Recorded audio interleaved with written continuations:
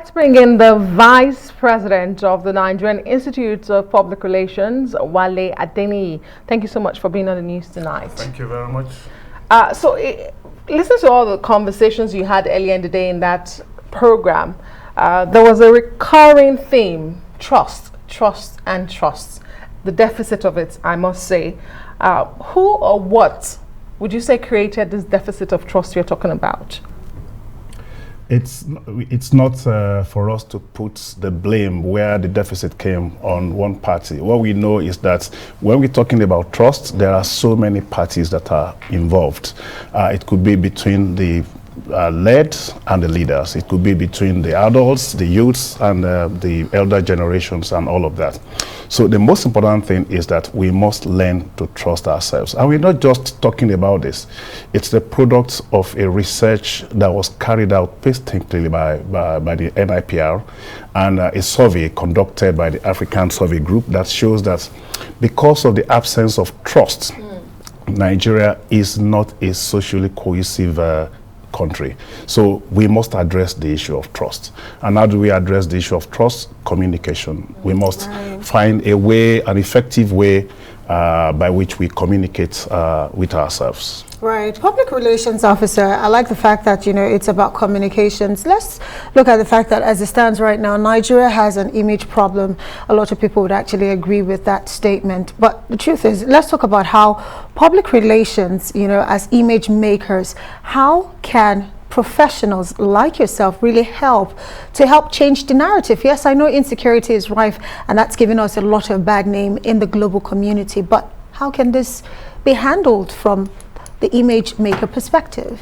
If you take it from the external perspective, you talk about the kind of image and perception that they have about Nigerians. But what we are trying to do through this program is for us to take an introspective look at ourselves and ask ourselves whether we are doing enough in terms of how we trust ourselves, in terms of addressing those deficits that you talked about, the gaps that you talked about. If we compare what it was 30, 40 years ago and compare it with what we have now, each time we always think about the fact that we've had the best time of our lives or in the past. And this is what we are now trying to say, okay, how did we get it wrong? Where did we miss it? So as PR professionals, what we do, what we think, what we eat, what we think about all of the time is about building relationships. And we have the capacity to do it because that's our job, that's what we do. And that's what we're telling Nigerians at this part of our national history, that it can be done. And we really don't have to look too far before we get some examples of countries that have walked this route before, and through effective communication, they were able to rediscover themselves and get back on track.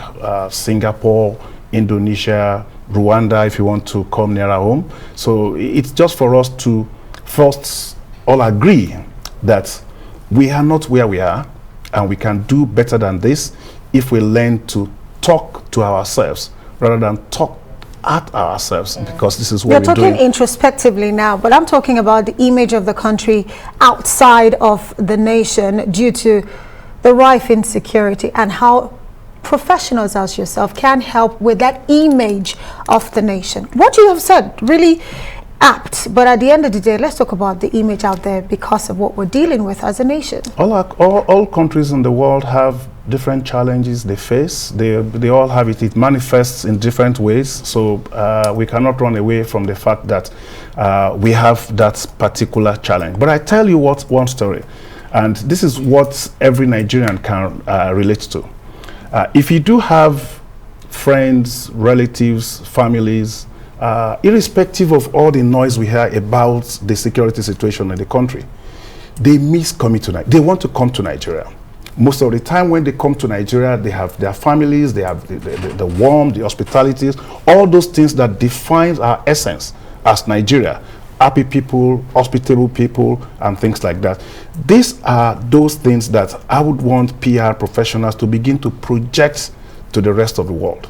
Yes, it was the Afro King, Fela Anikulapo Kuti, that put it so well.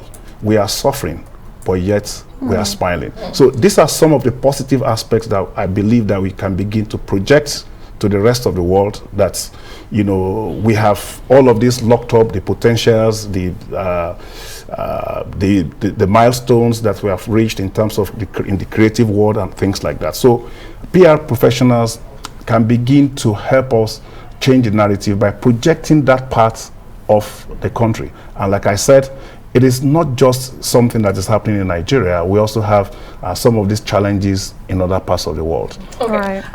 And I hope, or let me ask you, are you suggesting the government then gets the help of PR professionals? Because some will argue that as a government, you do have the spokesperson for the government.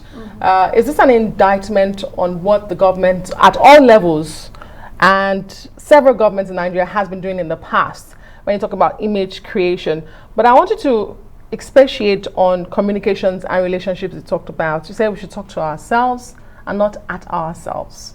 So is it the form of communication? Is it the mode of communication?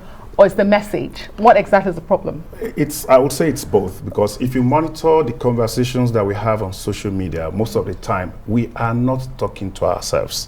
So most of the time we are emphasizing those sharp divides, those gaps in between us. So it's either that this guy is saying that, okay, he's from this part of the country, he practices this religion and all of that. So if we're able to moderate those conversations going on online, or you know, when we have political discourse and things like that, and bring out those edifying things, those noble things that defines the essence of Nigeria. I talked about two of them.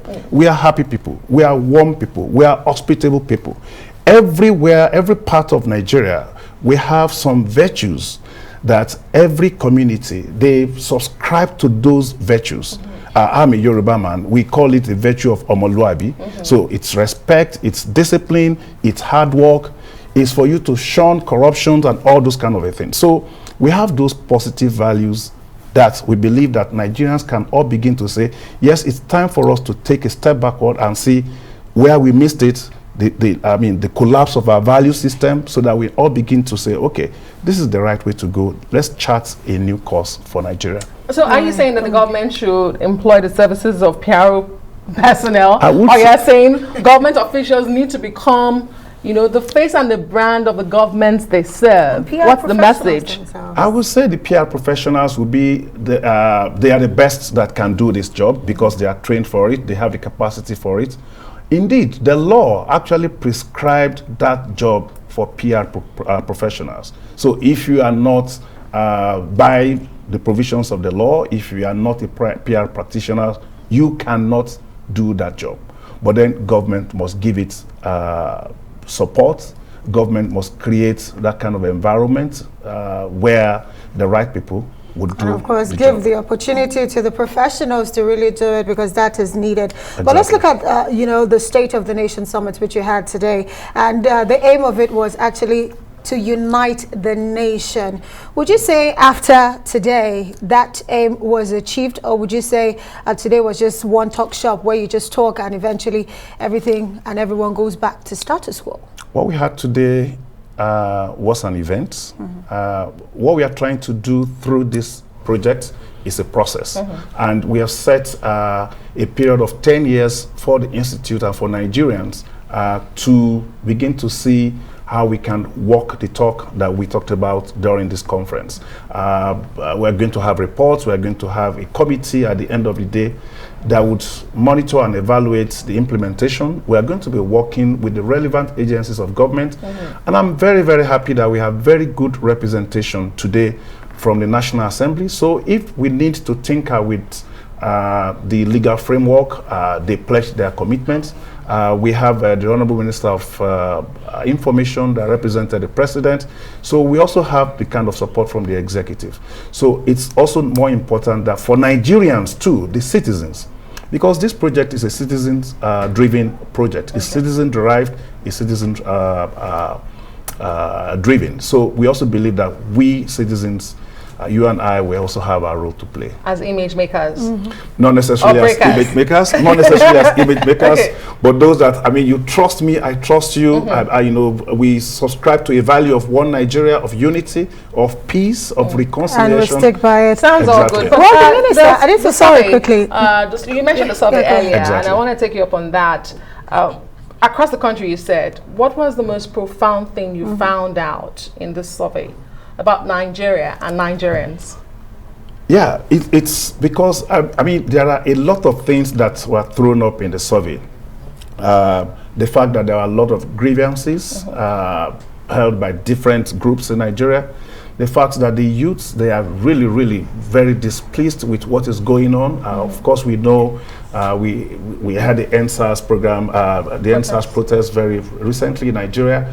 So these have created so much problems within us, and this is making the citizens no longer trusting the government.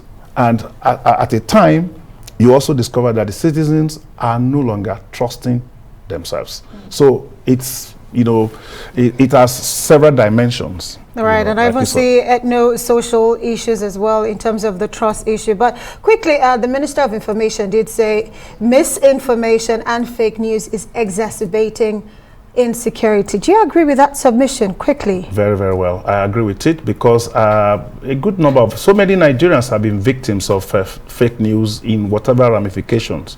So we have so many Nigerians now on social media, those ones that are very, very popular with them. And not all users of this platform are gullible enough, or you know, they have the capacity to separate the grain from the chaff. So when they say it, they believe it hook, line, and sinker, and it affects the way they think, it affects the way they act, it affects the way they react to issues. So I believe fake news is a very big problem, and we must find a way to manage it effectively. All right, Tunji, I beg your pardon, the Vice President of the Nigerian Institute of Public Relations here on the news with us. Thank you so much for your time. We do appreciate it.